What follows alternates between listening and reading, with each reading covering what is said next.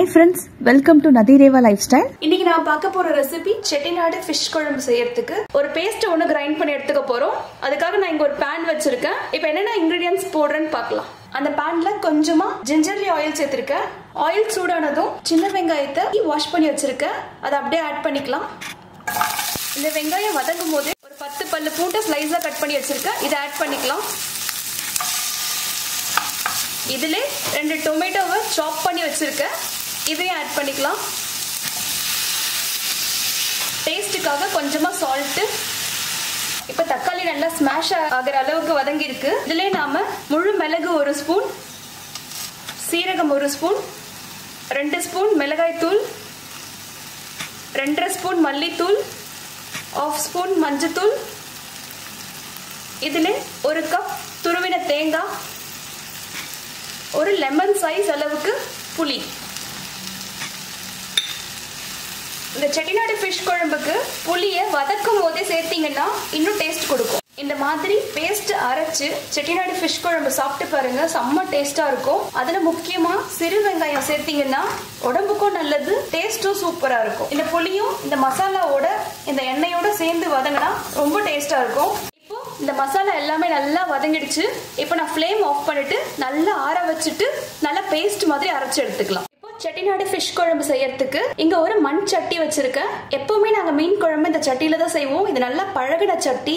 நல்லா பழகிடுச்சுன்னா இந்த மண் சட்டி இப்படிதான் இருக்கும். இதுல செஞ்சு சாப்பிட்டு பாருங்க, மீன் குழம்பு ரொம்ப டேஸ்டா இருக்கும். ஸோ இப்போ இந்த மண் சட்டியில நான் மண் சட்டி சூடாயிடுச்சு. இதுல 2 ஸ்பூன் நல்லெண்ணெய் ஆட் பண்ணிக்கிறேன். மீன் குழம்ப நல்லெண்ணெய் ஊத்தி சிறு வெங்காயம் போட்டு செஞ்சீங்கன்னா ரொம்ப டேஸ்டா இருக்கும். இதுல 1/2 ஸ்பூன் கடுகு, ஒரு வரமிளகாய் எடுத்திருக்கேன். கொஞ்சமா வெந்தயம் நிறைய போட்டுறாதீங்க, குழம்பு கசப்பு எடுக்கும்.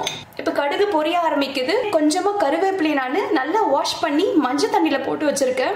ஆனியன் இதெல்லாம் நல்லா வாஷ் பண்ணிட்டு மஞ்சள் தண்ணியில போட்டு யூஸ் பண்ணுங்க, நம்மளுக்கு ரொம்ப நல்லது. இதுல நாம சிறு வெங்காயத்தை நல்லா கட் பண்ணி வச்சிருக்கேன். இதை ஆட் பண்ணிக்கலாம். இப்போ வெங்காயம் நல்லா வதங்கிடுச்சு. இதுல நாம ஃபர்ஸ்ட் ஒரு மசாலா பண்ணி அரைச்சு வச்சோம் பாத்தீங்களா, அந்த பேஸ்ட் இதுல ஊத்திக்கலாம். இதை நல்லா கலக்கி விட்டுக்கோங்க. தண்ணி நிறைய ஆட் பண்ண வேண்டாம். மீன் குழம்புக்கு திட்டமான தண்ணி இருந்தா போதும். குழம்பு ஒரு கொதி வரட்டும். வந்த உடனே நாம ஃபிஷ் ஆட் பண்ணிக்கலாம். இந்த சங்கரா மீனை நல்லா வாஷ் பண்ணிட்டு ஒரு 1/2 ஸ்பூன் மஞ்சத்தூள், உப்பு, அரை லெமன் இதெல்லாம் பிழிஞ்சு ஒரு 1/2 hour மேரினேட் பண்ணி வச்சிருக்கேன். இப்ப பாருங்க, குழம்பு நல்லா கொதிக்குது.